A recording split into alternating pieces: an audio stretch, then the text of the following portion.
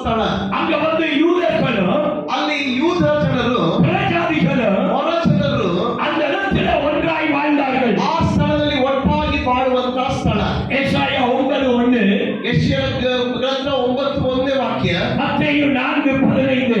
ಮತ್ತಾಯ ಸುವಾರ್ತೆ 4:15 ವಾಕ್ಯ. அப்ப இந்த யூதர்கள் மத்தியில இந்த புறஜாதிகள் வாழ்ந்தபடியினால ಈ ಯಹೂದ್ಯರ ಮಧ್ಯದಲ್ಲಿ ಹೊರ ಜನರು ಬಂದು ವಾಸಿಸುವ ಕಾರಣ யூத மக்கள் இந்த புறஜாதியான மக்களை, கலீலியா மக்களை அவர்கள் மிகவும் தாழ்மையாய் அவர்கள் பார்த்தார்கள். ಯಹೂದ್ಯ ಜನರು ಅಲ್ಲಿ ವಾಸಿಸುವಂತ ಗಲಾಲಿಯ ಜನರನ್ನು ಬಹಳ ಕೀಳಾಗಿ ನೋಡುತ್ತಿದ್ದರು. ಯಾಕಂದ್ರೆ ಅವರು ಅನ್ಯ ಜನರ ಜೊತೆ ವಾಸಿಸುತ್ತಿದ್ದರು. அவர்கள் சொன்னாங்க, ಅವರು ಈ ರೀತಿ ಹೇಳುತ್ತಿದ್ದರು, இவங்க ஆவிக்குரிய வழியில ஒண்ணும் நல்லா இல்லைன்னு. ಇವರು ಆತ್ಮೀಕ ಜೀವನದಲ್ಲಿ ಒಳ್ಳೆ ಜನರಲ್ಲ.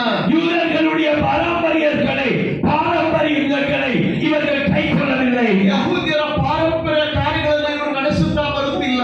அப்ப கலீலியா மக்கள் மேல் யூதர்கள் வைத்திருந்த இந்த நம்பிக்கை என்னவென்றால் அவர்கள் தாழ்த்தப்பட்டவர்கள். ಈ ಯಹೂದ್ಯ ಜನರು ಗಲೀಲಿಯದಲ್ಲಿ ವಾಸಿಸುವ ಜನರನ್ನು ಬಹಳ ಕೀಳಾಗಿ ನೋಡಿಕೊಳ್ಳುವಂತಹ ಪದ್ಧತಿ.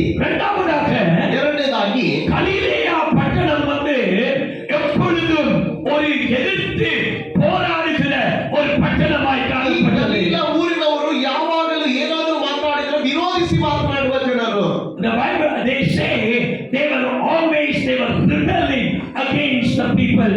ಈ ರೀತಿ ಹೇಳ್ತಾರೆ, ಈ ಜನರು ಯಾವಾಗಲೂ ಅಡ್ಡಮಾರಿಗಳ ಹಾಗೆ ವರ್ತಿಸುವಂತಹ ಜನರು. ரோமன் அரசாங்கத்தை எதிர்த்த கூட்டம் தான் கலிலேயர்கள். ರೋಮ ಸರ್ಕಾರದ ಆಳ್ವಿಕೆಯನ್ನು ವಿರೋಧಿಸಿದ ಜನರಾಗಿದ್ದಾರೆ ಗಲೀಲಿಯ ಪ್ರಾಂತ್ಯದಲ್ಲಿರುವವರು. இதனால யூதா முழுவதும், எருசலேம் முழுவதும் இருந்த யூதர்கள் அவர்களை மிகவும் தள்ளி வைத்தார்கள். ಇದ ಕಾರಣವೇ ಯೆರೂಸಲೇಮ್ ಯಹೂದ್ಯ ಜನರು ಇವರು ಬಹಳ ದೂರ ಇಡುತ್ತಿದ್ದರು. ಮೂರನೇದಾಗಿ கலிலேயா பட்டணம் தேசம் வந்து மிகவும் ஒரு பொருளாதார ரீதியில வளராத ஒரு இடமாய் காணப்பட்டது. ಈ ಗಲೀಲ ಪ್ರಾಂತ್ಯವು ಯಾವುದೋ ರೀತಿಯಲ್ಲಿ ಬೆಳವಣಿಗೆ ಇಲ್ಲದೆ ಇರುವಂತಹ ಒಂದು ಸ್ಥಳವಾಗಿತ್ತು. அவங்க செய்த வேலை எல்லாம் தோட்ட வேலை, மீன் பிடிக்கிற வேலை.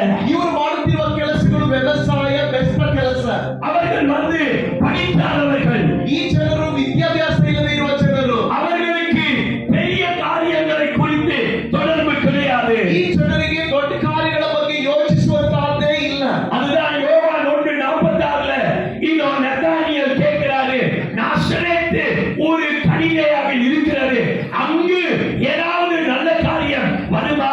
ಆದ್ರಿಂದಲೇ ನತಾನಿಯೇಲ್ ಕೇಳುತ್ತಾನೆ, ಯೋಹಾನ 1:46 ಗಲೀಲಿಯ ಪ್ರಾಂತ್ಯದಲ್ಲಿರುವ ನಜರೇತಿನಿಂದ ಏನಾದರೂ ಒಳ್ಳೆಯದು ಬರುತ್ತದಾ? இப்படி தள்ளி வைக்கப்பட்ட கலிலேயா ஊர்ல ಈ ರೀತಿ ಒದಗಿಸಲ್ಪಟ್ಟಂತ ಗಲೀಲಿಯ ಊರಿನಲ್ಲಿ இயேசு அவருடைய ஊழியத்தை அங்கதான் செய்றாரு. ಯೇಸು ತನ್ನ ಸೇವೆ ಅಲ್ಲೇ ಪ್ರಾರಂಭಿಸಿದ್ದು. கையுள்ளவர்கள் தட்டி ஆண்டவரை மகிமைப்படுத்துங்கள். ಕೈಗೋಲು ಚಪ್ಪಾಳೆ ತಟ್ಟಿ ದೇವರಿಗೆ ಮಹಿಮೆ ಸಲ್ಲಿಸಿರಿ. ஆங்கிலத்தில் சொன்னால் ಇಂಗ್ಲಿಷ್ ಭಾಷೆಯಲ್ಲಿ ಹೇಳಿದರೆ Galilee became the central to Jesus' ministry. ಯೇಸು ಸ್ವಾಮಿಯ ಸೇವೆಗೆ ಕೇಂದ್ರವಾಗಿದ್ದ ಸ್ಥಳ ಗಲೀಲಿಯ ಪ್ರಾಂತ್ಯ. தள்ளி வைக்கப்பட்ட இடம். ಅದು ಒದಗಿಸಲ್ಪಟ್ಟ